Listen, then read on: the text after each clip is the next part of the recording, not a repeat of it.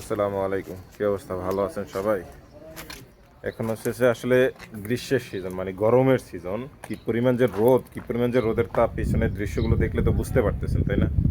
এই রোদের তাপে আমি হেলমেট পরেছি, মাস্ক পরেছি এবং হুডিওয়ালা একটা গেঞ্জি পরেছি, হুডি পরেছি। আমার শরীরের এমন কোনো অংশ নাই, মানে হাতেও হাত মোজা পরেছি।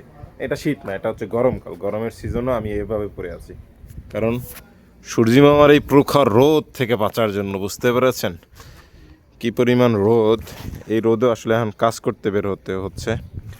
এটা সৌদি আরব ভাই, বসে থাকার কোনো অপশন নাই। বিন্দুমাত্র পরিমাণ যে আমি বসে থাকবো, বসে বসে যে আমি খাবো, বসে কেউ খাওয়াবে না, আমাকে একটা টাকা দিবে না, একটা পয়সা দিবে না কেউ।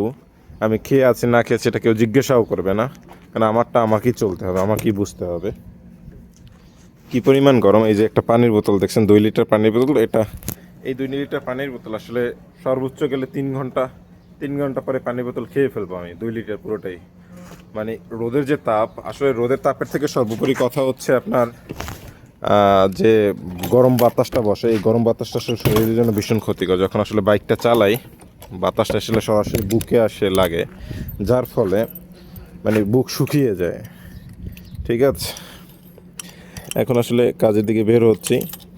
আমার একটা লোক আছে, সেটা হচ্ছে মানে মার্কেটে আছে, কাজ করতেছে। আমাকে বলতেছে তাড়াতাড়ি আসো, আমার ফোনে সমস্যা হচ্ছে, আসলে একটু ঠিক করতে হবে। তাই ভাবলাম যে আসলে আমি তো কাজে বের হব, তাই যাই আর কি, কাজটা করে আসি। ওর কাছেও যাই, যাই একটু নাস্তা পানি করে এসে কাজ শুরু করে দেব। কিন্তু এখনই আসলে হাঁপিয়ে যাচ্ছে, মানে রৌদ্রের যে তাপ, রৌদ্রের প্রচণ্ড তাপ। এটা হচ্ছে আমাদের কোম্পানি, এটা হচ্ছে বাসায়, পাশাপাশি প্রত্যেকটা বাসায় এসি আছে।